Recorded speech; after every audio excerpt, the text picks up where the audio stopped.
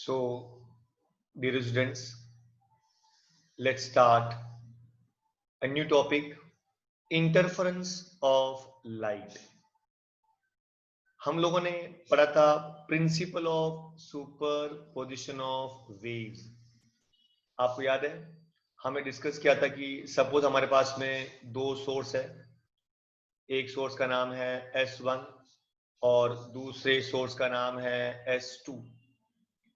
A wave from S1 travels through a medium and arrive at a point P। ये point P पे आएगा। अगर मान लो यहाँ कोई पॉइंट रहेगा, then it will produce a displacement and the displacement will be in the upward direction. I hope you got it. Now consider another source S2. A wave from S2 travels through a medium and arrive at a point P. And it will also produce its own displacement। ये भी अपना खुद का एक displacement produce करेगा जिसका नाम रहेगा x2। क्या रहेगा? x2। हम लोगों ने ये देखा था कि if two particles are in same direction, two particles are in same direction, तो क्या होगा? They will be added, वो आपस में ऐड होंगे। Is that clear? और हमने डिस्कस किया था कि suppose the two particles or the two waves are in opposite direction, are in opposite direction। जैसे फॉर एग्जांपल अभी हमारे पास में दो सोर्स यहाँ पे थे, सपोज एक सोर्स S1 और दूसरा वाला source S2, and suppose these two waves arrive at a point Q। तो मान लो ये आपका पॉइंट यहाँ डाल देते हैं Q। यहाँ पे एक पॉइंट है जिसका नाम है Q। So this is the point Q। अब क्या होगा? सपोज एक वेव अराइव फ्रॉम S1, तो ये वेव यहाँ पे है, यहाँ आने के बाद में the wave will reach at point Q and therefore displacement produce will be x1। तो यहाँ पे उसका डिस्प्लेसमेंट का नाम क्या हो गया? x1। अभी दूसरा वेव कमिंग फ्रॉम S2, ये वेव S2 से आएगा और it will travel eight point Q and it will produce a displacement and the displacement is named as x2, will be named as x2। ध्यान दीजिए पहले वाले केस के अंदर जैसे x1 और x2 they were in same direction, they were in same direction, और जबकि यहाँ पे x1 and x2 are in opposite direction, are in opposite direction। अब कैसे होगा? अब ध्यान दीजिए यहाँ पे, तो क्या होगा कि in this case the waves are in same phase, hence resultant amplitude will increase। यहाँ पे waves are in opposite direction, therefore resultant amplitude will decrease। I hope you got it। अब ध्यान दीजिए सबसे पहले what do you mean by constructive interference?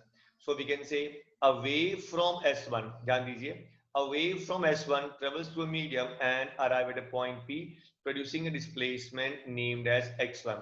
Similarly, a wave from S2 travels through a medium and arrive at a point P producing displacement named as x2। I hope you got it। And they are in the same direction, they are in the same direction। अगर दोनों waves एक ही direction में, इसका मतलब ये हुआ कि they are in same phase, they are in same phase। अगर same phase में रहेगा the resultant amplitude will increase, amplitude will increase since intensity is directly proportional to square of amplitude and therefore intensity also will increase। अगर यहाँ पे कोई intensity बढ़ेगा इसका मतलब point will be bright, point will be bright and energy will be maximum, energy will be maximum। ये बात आपको 4 पॉइंट याद रखना है। वापस देखिए if two waves from S1 and S2, a wave from S1 travels through a medium and arrive at a point P producing individual displacements independent of each other, producing individual displacements independent of each other। इसका मतलब क्या हुआ? हर एक wave अपना दूसरा जो wave produce करेगा उस पर डिपेंड नहीं करेगा। अच्छा, दूसरी बात, अगर मान लो they are in the same phase, अगर मान लो दोनों एक ही फेज में है, दोनों एक ही फेज में है, रिजल्टेंट एम्पलीट्यूड विल इंक्रीज। आप यहां से देख सकते हैं, सपोज मैंने बोला कि मेरे पास दो वेव्स है, जैसे ये एक पहला वेव है और दूसरा वाला सपोज ये ब्लैक कलर वेव है, ये मेरे पास दो वेव्स है. Now can you see they are in the same phase. एक का एम्पलीट्यूड सपोज 5 सेंटीमीटर, दूसरे का भी 5 centimetre. Then you can see the resultant will be equal to 10 centimetre, क्योंकि दोनों वेक्टर एक डायरेक्शन में है. And you know that if two vectors are in same direction they will be added, the two vectors will be added. ये हम लोगों ने पहले ही पढ़ा था. if two vectors are in same direction then they will be added. तो यहाँ पे दोनों waves एक ही phase में, मतलब एक ही डायरेक्शन में, so resultant amplitude will increase. then you know that intensity is directly proportional to square of amplitude. तो अगर मान लो एम्पलीट्यूड बढ़ेगा तो इंटेंसिटी भी बढ़ेगा, तो वहां पे लाइट का इंटेंसिटी बढ़ेगा. तीसरी बात, अगर वहां पे इंटेंसिटी बढ़ेगा तो वहां पे the point will be bright. ये पॉइंट क्या होगा? Bright. Energy will be maximum. Energy will be maximum कैसे? Please try to understand. जैसे पहले मान लो मेरे पास में ये सिस्टम था और आपने ऑब्जर्व किया रहेगा कि यहाँ पे सपोज ये रीजन था जहां पे आपके पास में एनर्जी था. यहाँ पे आपके पास में ये पूरा एनर्जी था. ये पूरा जो भरा हुआ है वो एनर्जी से भरा हुआ है कंप्लीटली. ठीक है, ये पूरा एनर्जी से भरा हुआ है. I hope you got it. अब क्या करेंगे? अभी अगर सेम फेज में रहेगा तो क्या होगा कि सपोज फॉर एग्जांपल जहां पे कंस्ट्रक्टिव रहेगा तो वहां पे energy will be maximum. Energy will be maximum. ये आपको थोड़ा सा मैं बाद में एक्सप्लेन करता हूँ वापस थोड़ी देर बाद में. तो यहाँ समझ लीजिए कि ये जो पॉइंट है, क्योंकि इंटेंसिटी मैक्सिमम है, पॉइंट ब्राइट हो गया, इसलिए energy will be maximum, energy will be maximum. And this is called as constructive interference, called as constructive interference. अब यहाँ पे देखिए, when two or more waves travel through a medium and arrive at a point simultaneously in opposite phase. in opposite phase का मतलब क्या हुआ? जैसे एक वेव आपका ये हो गया और जो दूसरा वेव है वो एग्जैक्टली इसका ऑपोजिट फेज में ऐसा रहेगा. तो इसका मतलब क्या हुआ? एक का एम्पलीट्यूड सपोज 4 सेंटीमीटर है और दूसरे का -4 सेंटीमीटर है. The resultant will be equal to 0. इसका मतलब amplitude will decrease, it will be 0. तो we can say amplitude will decrease.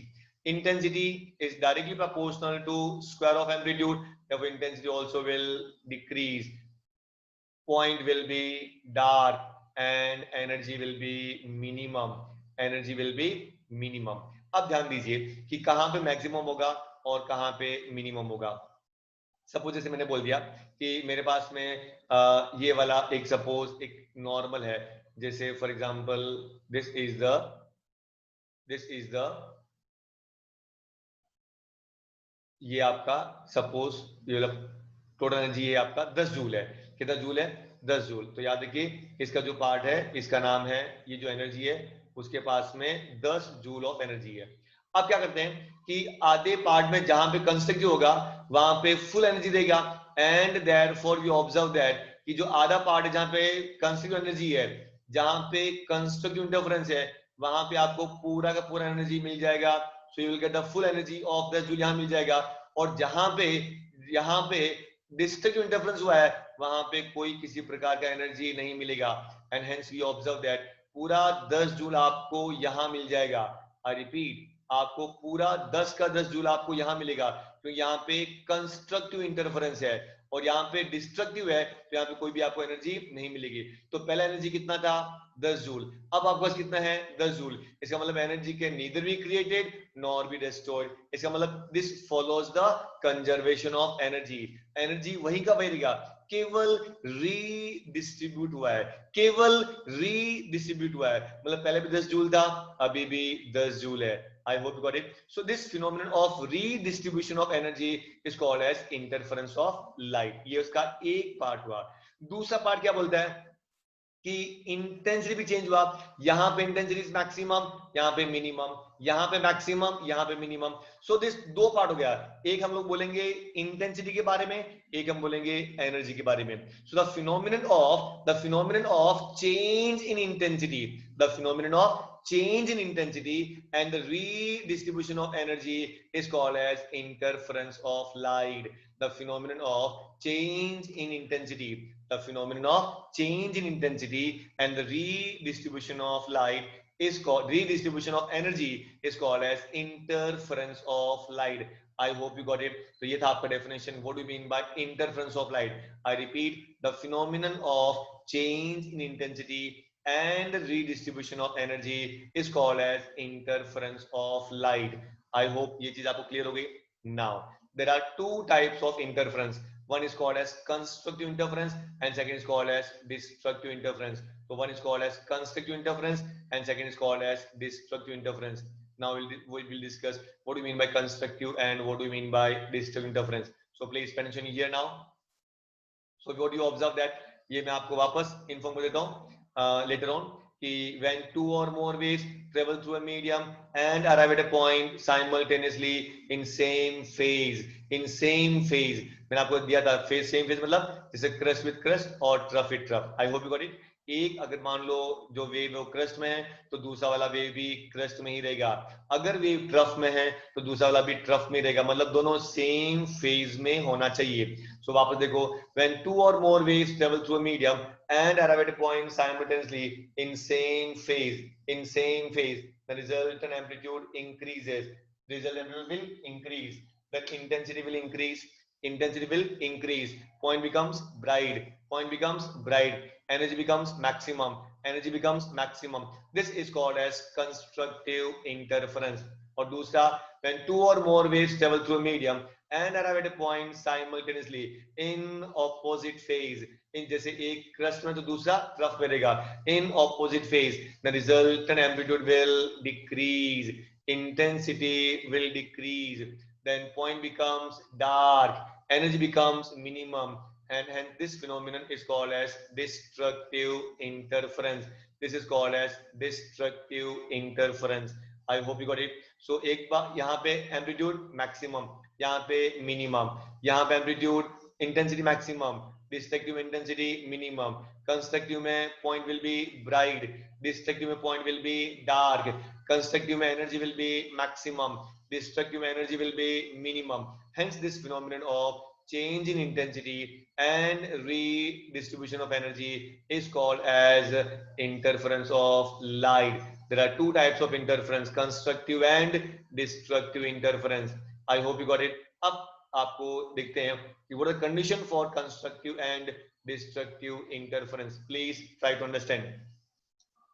अभी कंस्ट्रक्टिव में पहले ये आपने केस नंबर 1 देखा. Now see the case number 2. जैसे मेरे पास में दो सोर्स है, एक सोर्स का नाम S1 और दूसरे का नाम S2. Now suppose the two waves, a wave from S1 travels to a medium and arrive at a point P dash. दूसरा वाला भी arrive at a point P dash. Now पहले वाले में suppose a wave travels, जैसे ये wave आएगा ऐसा एक क्रस करके, इस बार मान लो दो क्रस हो गया आपके पास में, और ये जो वेव है ये ऐसा आएगा, यहाँ पे एक ही सपोज. नाउ यहाँ पे भी displacement both are in the same direction, hence they will be added. I hope you got it. Now see please, अब ध्यान दीजिए, हम लोग इनके बीच में ये जो पाथ लेंथ है S1 से P, तो ये कितना डिस्टेंस हो गया? ये डिस्टेंस हो गया आपका, देखो 1 क्रस 1 ट्रफ बोले तो लैम्डा, 1 क्रस 1 ट्रफ बोले तो लैम्डा, और ये 1 क्रस 1 ट्रफ ये बोले तो भी लैम्डा. तो ये पाथ का लेंथ लैम्डा, ये पाथ का लेंथ लैम्डा.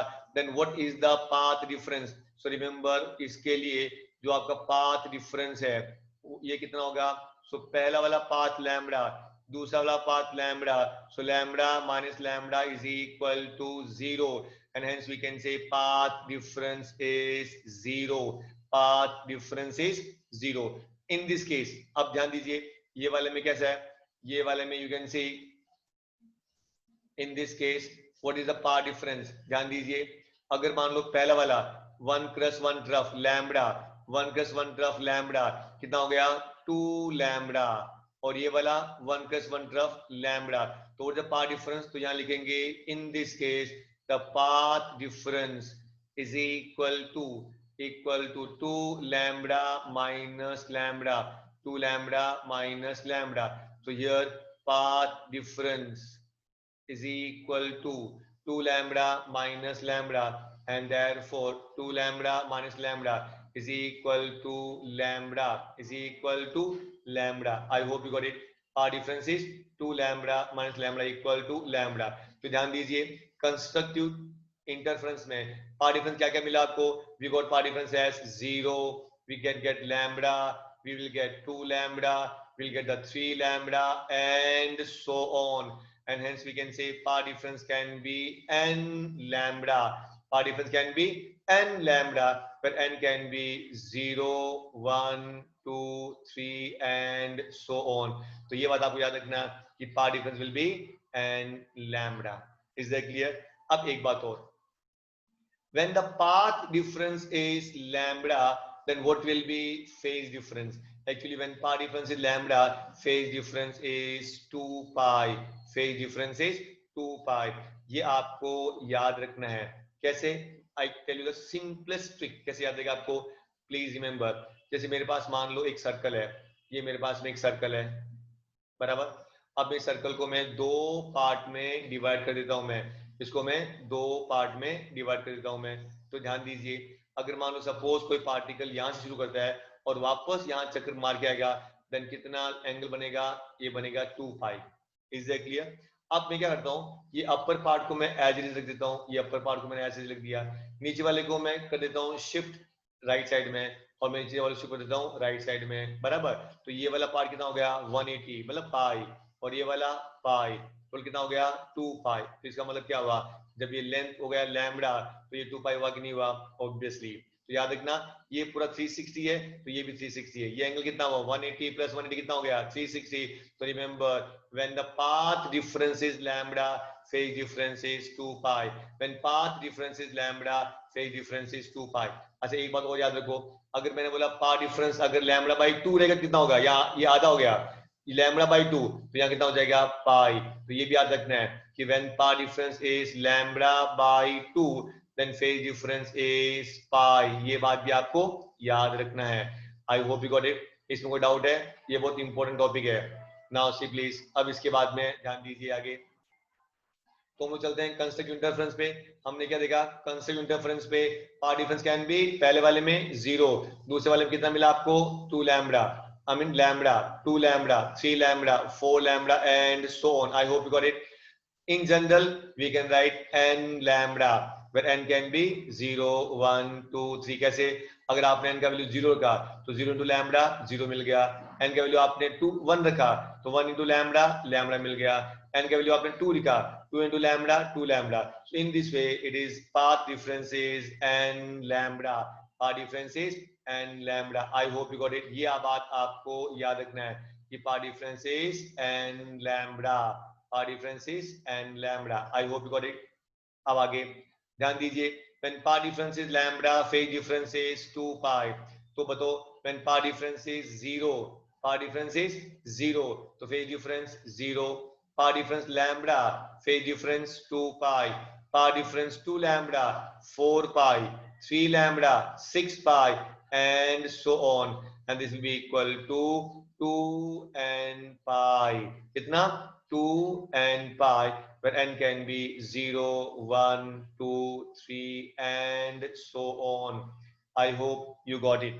Now ध्यान दीजिए, अभी destructive interference में when two or more waves travel through a medium arrive at a point simultaneously in opposite phase, then resultant amplitude will decrease, intensity will decrease, light becomes, point becomes dark, energy becomes minimum, and this is called as destructive interference. So consider two source S1 and S2.